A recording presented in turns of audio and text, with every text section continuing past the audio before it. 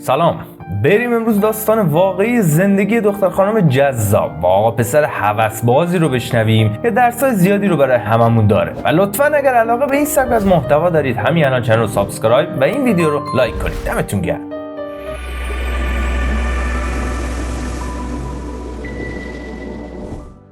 در آخرین روزهای تابستون 8 سال قبل، زمانی که در اوج شور و حال جوانی قرار داشتم، به مشهد مسافرت کردم. به همراه خانواده‌ام در یک هتل ساکن شدیم. اون روزها نگاهم با نگاه جوان 23 ساله‌ای به نام احمد گره خورده بود. همین علاقه و عشق باعث شد مسیر زندگیم تغییر کنه.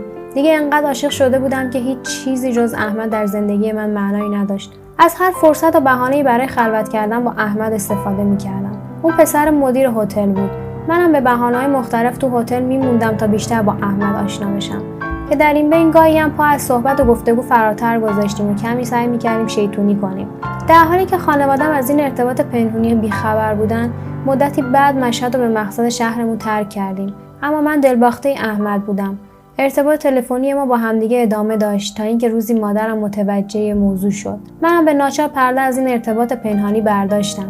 به همین خاطر 6 ماه بعد در ایام نوروز دوباره به مشهد اومدیم و با وجود مخالفت‌های هر دو خانواده با هم ازدواج کردیم. در چند ماه اول ازدواجمون چیزی نمی‌دیدم و تمام خوبی‌های دنیا در وجود احمد خلاصه می‌شد. اما کم کم به روابط نامشروع و دوستی اون با دخترای دیگه پی بردم. باورم نمی‌شد، اما حقیقت داشت. تصمیم گرفتم به این عشق ناخالص پایان بدم و به شهرم برگردم. اما التماس‌های مادر احمد منو از این تصمیم منصرف کرد. ولی خب منم نباید کنار می اومدم و با احمد و مادرش میشستم و از زندگی که دوستش داشتم دفاع میکردم. در همین زمان و در حالی که چند ماه از تولد فرزندم میگذشت، دختر همسایه‌مون اون از رابطش با احمد گفت. اگرچه بهش قول دادم در این مورد چیزی به کسی نگم، اما دیگه تحمل این زندگی برام سخت بود، چرا که احمد هیچ توجهی به من و فرزندم نداشت. مهر و محبت از زندگی ما به کل رفته بود. کجا رفته بود؟ خونه دخترای همسایه. در همین روزها بود که با رامین آشنا شدم. با انگیزه انتقام منم خیانت به همسرم و با ادامه رابطه‌ام با رامین شروع کردم. دیگه هر روز بیشتر از همدیگه فاصله می‌گرفتیم که متوجه شدم احمد این بار با یکی از بستگانش در ارتباط و سیر نمی‌شد. اصلا هر دختری که میدید قصد داشت باهاش وارد رابطه بشه. این در حالی بود که اون پی به ارتباط خیابونی من و رامینم برده بود. با شکایت همسرم به تحمل 10 ضربه شلاق محکوم شدم، اما نمیتونستم بدون مدرک پرده از ارتباطات خیابونی همسرم بردارم. تنفرم از اون شدت گرفته بود که فهمیدم زن دیگه ای رو به عقد موقت خودش درآورده. تصمیم به طلاق گرفتم، اما احمد برای شکنجه دادن من حاضر به طلاقم نبود. گفت اگه مهریه رو ببخشی منم طلاقت میدم. در غیر این صورت به هیچ عنوان طلاقت نمیدم. خب منم از حقم نگذشتم و حالا هر کدوممون یک زندگی جدا در عمق تاریکی داریم.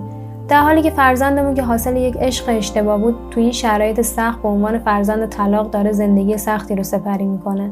دو نکته در این داستان خیانت به همسر خیلی برجسته. اول اینکه رابطه‌ای که اشتباه و با چشمای بسته شروع بشه به احتمال زیاد پایان خوشی نداره. نکته دوم، نابرابری حقوقی و اجتماعی زنان در جامعه که راه رو به سمت انتقامگیری‌های اشتباه باز میکنه و ازتون میخوام همیشه سر زندگی خودتون با عقل تصمیم بگیرید و اجازه تصمیم گیری هیچگاه به قلبتون ندید، هرچند که این دل بی صاحب هر فالیش نمیشه. و فعلا تا بعد، خدا نگهدار.